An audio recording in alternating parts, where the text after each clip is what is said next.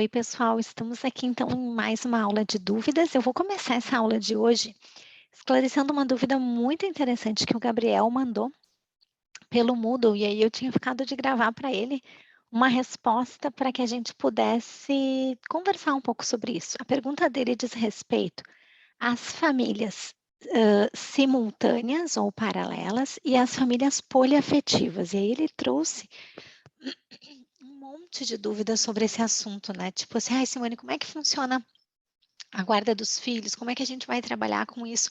Juridicamente, como é que está essa tutela? Tem várias perguntas, assim, dentro de uma pergunta só. Aliás, muito boas as perguntas. Obrigada, Gabriel, por isso. Então, vamos começar lá. Primeiro, a gente tem que separar dois tipos de famílias diferentes, certo? A gente tem a família poliafetiva ou poliamorosa, é aquela família que não tem nenhum tipo de divergência ou de dissidência. As pessoas estão ali numa família livre.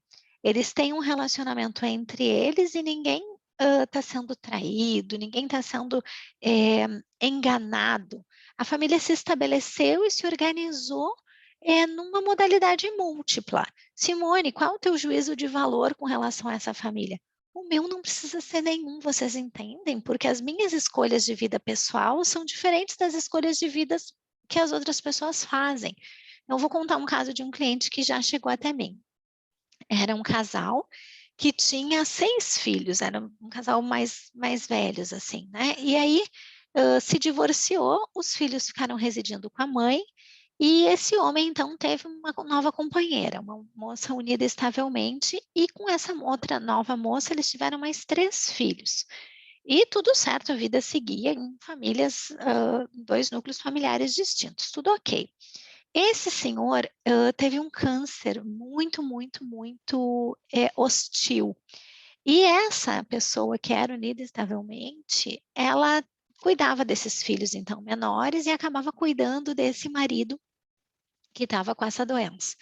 Acontece que a vida começou a ficar extremamente pesada, extremamente rigorosa, enfim, com esse casal desse núcleo aqui, e essa pessoa se aposentou, a do primeiro casamento. E ela ofereceu para essa, então, nova companheira, numa relação de solidariedade, olha, se tu quiser eu posso cuidar dos teus filhos e posso, inclusive, cuidar das questões de medicamentos e de levar na quimioterapia o fulano, eu sei que tu ainda está trabalhando e tudo certo.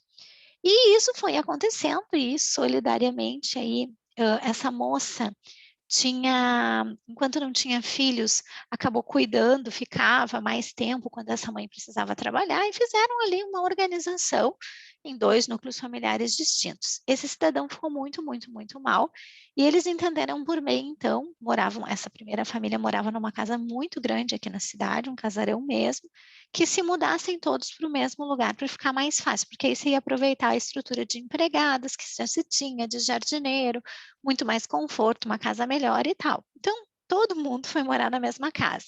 Nesse tempo, já alguns filhos já eram adultos, já tinham saído de casa, enfim, não ficou morando 15 pessoas no mesmo lugar, mas acho que ficaram os filhos menores e alguns que estavam ali em transição.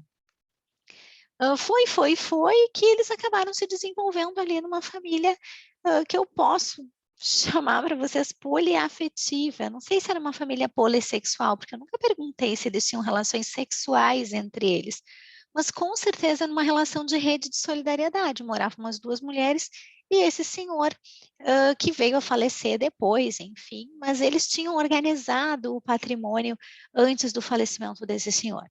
Juridicamente, gente, hoje o Conselho Nacional de Justiça, eu até coloquei para vocês ali, ele impede que as pessoas lavrem escrituras públicas disciplinando esse tipo de família. O que é, assim, difícil da gente entender, porque uma escritura pública declaratória não constitui direito algum, simplesmente declara uma condição. Se eu quiser fazer uma escritura pública declarando que eu sou a rainha da Inglaterra, isso é uma mera declaração, não tem efeito jurídico nenhum de constituir o meu direito a ser rainha da Inglaterra. Vocês entendem? É uma declaração, tem inclusive um efeito que é um efeito de anúncio declarativo da força jurídica, vamos dizer assim, ou seja, só tem um lado, né? Não vincula ninguém. E o CNJ tomou essa decisão dessa forma, então. Então, hoje, as famílias poliafetivas, elas precisam encontrar outro jeito de organizar a sua vida. Então, vão organizar ali via testamento, via seguro de vida, via circunstâncias que juridicamente não estão atreladas ao direito de família. Aí vocês vão me dizer, Simone, mas e o princípio da monogamia? Então, isso é uma outra questão. Ao fim e ao cabo, a gente precisa olhar e questionar se monogamia na ordem jurídica brasileira é um princípio imposto pelo regramento constitucional e o regramento civil, ou se monogamia é um valor social relevante. Porque se for um princípio, é uma imposição com caráter normativo axiológico, né? Então, as pessoas são obrigadas a fazer isso, elas não podem fazer de outro jeito. Se for simplesmente um valor socialmente relevante, nós temos a possibilidade de relativização desse valor socialmente relevante. Nós temos a possibilidade de relativizar essa circunstância. Então, ao fim e ao cabo, todas as discussões que dizem respeito a essa família poliafetiva, essa família poliamorosa, essa família do poliamor, são discussões que perguntam se a monogamia na ordem jurídica é princípio ou se a monogamia é simplesmente um valor social relevante que não é normativo. E se não é normativo, não é capaz de obrigar, tal qual o exercício de uma religião determinada. Enquanto liberdade religiosa é um princípio, todas as pessoas têm, o exercício de uma religião determinada, ele é um valor socialmente relevante. Pessoas podem, inclusive, ser agnósticas e podem não praticar quaisquer religiões. Vocês entendem o que estamos falando? Então, quanto a essa questão, respondendo para o Gabriel e para vocês que talvez tenham interesse sobre isso, hoje a nossa ordem jurídica disse, vocês estão vedados de lavrar escrituras públicas para resolver os seus problemas, enquanto a gente não tiver definido juridicamente se é princípio ou valor social relevante, vocês vão precisar resolver a sua vida em cima de outras soluções que não vão operar no direito de família. E aí, que soluções podem ser essas? Sociedade de fato, seguro, contratos obrigacionais e não contratos de direito de família. Isso é um pouco parecido com a união estável logo no início. Logo no início, as questões de união estável eram resolvidas na vara do direito civil, na questão obrigacional, e não na questão família. Vocês vão provavelmente querer saber qual é a minha opinião sobre isso. Só que a minha opinião não importa. Juridicamente, o que a gente precisa aprender é que existe um fato social relevante que, neste momento, ainda não teve a tutela jurídica adequada, ou neste momento, ainda não teve a tutela jurídica possível. Essa situação, gente, clara, consentida, combinada, é diferente dessas famílias paralelas ou simultâneas. Por que que é diferente dessas famílias paralelas ou simultâneas?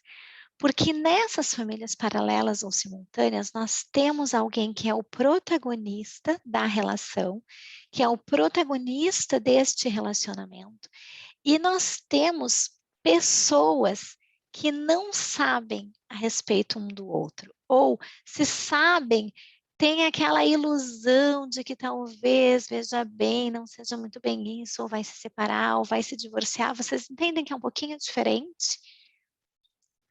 Neste segundo caso, nós temos alguém que tem todas as informações, enquanto os outros vivem em assimetria de informações.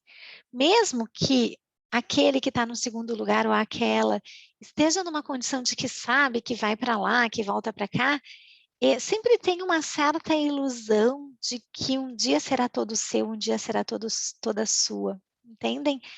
E com relação a isso, gente, a ordem jurídica nossa ela é bem estranha. Por que que ela é estranha? Eu vou contar para vocês, eu vou pegar o quadro que acho que fica melhor.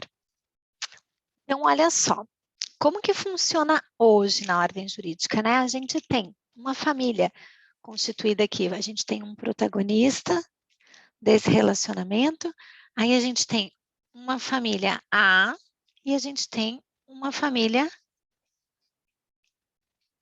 B, certo?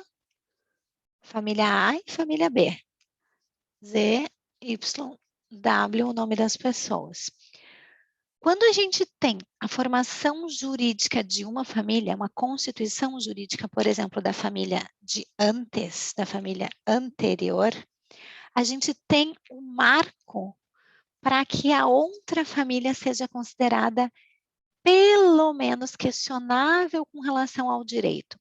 E aí, gente, veja bem, eu estou falando questionável com relação ao direito porque se entende que nós tenhamos alguma possibilidade de reconhecimento jurídico, certo? Então, é questionável. Se esta família aqui, gente, família A, for uma família união estável, e logo em seguida nós tivermos uma família casamentária, então nós tivermos um casamento, o casamento, por ser um vínculo formal, ele vai acabar sobreexistindo com relação a essa união estável. E essa união estável, ainda que constituída antes dessa união, acaba tendo um condão, acaba tendo um impacto de ser considerada não reconhecida pelo direito, ou sem todos os reconhecimentos possíveis jurídicos, certo? Se forem duas uniões estáveis, então, união estável e união estável, ali duas uniões estáveis, aí o direito vai dizer que a primeira tem precedência com relação à outra. E se for o contrário, um casamento aqui e uma união estável ali, o casamento acaba tendo a precedência. Então, vocês entendem que diz respeito ao volume de formalidade que é possível imprimir nesse relacionamento, então, o volume das escolhas em que é possível, e que em todos os momentos, o único que tem, ou a única que tem, condições de saber o que está acontecendo é o protagonista desse relacionamento. E o protagonista desse relacionamento, gente, está numa situação totalmente confortável, que é uma situação de assimetria informacional, porque só ele tem controle quando que ele dorme na casa de um, quando que ele dorme na casa do outro. Só ele tem controle do que se passa especificamente na sua cabeça, se vai divorciar, se não vai, se a mulher está doente, se o homem está doente, se não aguenta mais seu casamento ou se aguenta o casamento, se consegue estar junto ou não consegue. Mas isso é uma circunstância social, entendem? Então, este ser humano aqui que está em completa assimetria informacional, e por que eu coloquei ele lá em cima? Porque ele está recebendo todas as informações. Se estivéssemos no consumidor, gente, esse cidadão é a Apple. E esses outros dois somos nós, os consumidores, que não temos as informações da obsolescência programada da Apple, que não temos as informações, enfim, da tecnologia que é melhor que a gente compre. Vocês entendem? Ok, vamos então para a pergunta. Simone, como que a ordem jurídica trata essas famílias com relação ao patrimônio, por exemplo? Como que essa ordem jurídica trabalha com isso? Primeiro, gente, é preciso que a gente relembre os 3 elementos que o professor Paulo Lobo destaca como elementos formadores de família, certo? A gente tem a affectio familiae, então a gente tem a intenção de constituir família, tem que ter vontade aqui, tem que ter vontade manifesta de constituir família. Tem que ter um certo prolongamento no tempo, que ele vai considerar lá a estabilidade, então eu tenho que ter uma vivência, não é uma relação eventual, a estabilidade diz respeito à não eventualidade, e eu tenho que ter a ostensibilidade com relação a um determinado grupamento social. Sem esses elementos simultaneamente atendidos, nós não temos uma relação jurídica familiar. Então, aqui, gente, nós não estamos falando do amante ou da amante que tem uma conotação exclusivamente sexual. Eu preciso dizer isso porque as pessoas confundem. Então, quem é o concubino ou a concubina? É alguém que está numa relação de eventualidade. Este não tem direito ao reconhecimento familiar porque ele não é família. Entretanto, quando nós estamos diante de uma família paralela, nós estamos diante de família, nós estamos diante de 2 famílias. Só que o que a ordem jurídica nos diz hoje? Já disse diferente, mas hoje a ordem jurídica diz assim, olha, eu reconheço mais peso na formalidade, por isso que eu dou um pouquinho mais de valor, sim, para a relação casamentária, e eu reconheço peso na precedência temporal. Então, se nós estamos diante de uma formalidade, de uma informalidade, mais vale a formalidade. Se nós estamos diante de 2 relações que têm o mesmo peso de formalidade, mas que nós temos uma circunstância de temporalidades distintas à anterior, ela deve ser respeitada. E aí, gente, vai fazer o seguinte, a relação que tiver precedência tem reconhecimento e a relação outra é tratada como concubinato. E ser tratada como concubinato significa não ter regime de bens, então tem que provar o esforço comum, tal qual a sociedade de fato. Entendem? A regular, a reconhecida, tem regime de bens para ela e, portanto, tendo regime de bens para ela, presume-se o esforço comum. Simone, tu acha que isso é lícito, que tá ok e tal? O que que tu pensa sobre isso? Eu posso dizer para vocês que eu acho extremamente injusto que um papel assegure liberdade para um dos cônjuges fazer o que quer em detrimento do outro. Como assim? É como se eu tivesse um salvo-conduto para praticar outras relações se eu tenho um papel do casamento, por exemplo. Ai, Simone, não entendi. Como a ordem jurídica vai dizer que a minha relação tem precedência sobre a outra, eu que sou casada, posso ter quantos relacionamentos eu quiser por aí, que esses aqui não vão receber nada. E eu também não sofro penalidade nenhuma. Porque o direito a... o dever de lealdade, que é aquele dever que une os cônjuges ali, ele é da pessoa que é casada. Até tem uma discussão se o outro é um terceiro cúmplice ou não terceiro cúmplice para receber os efeitos disso, né? Nessa relação. Mas eu posso afirmar para vocês que nós temos ali uma possibilidade de olhar um pouco melhor para essa relação e de verificar a partir da boa-fé objetiva se nós estamos com a melhor saída ou não. E aí, uma proposta que eu tenho, que é uma proposta meio estranha, mas enfim, vou falar para vocês, vou dividir com vocês aqui, seria dividir isso um pouquinho diferente. O que eu, Simone, faria se eu fosse alguém que pudesse decidir estas coisas?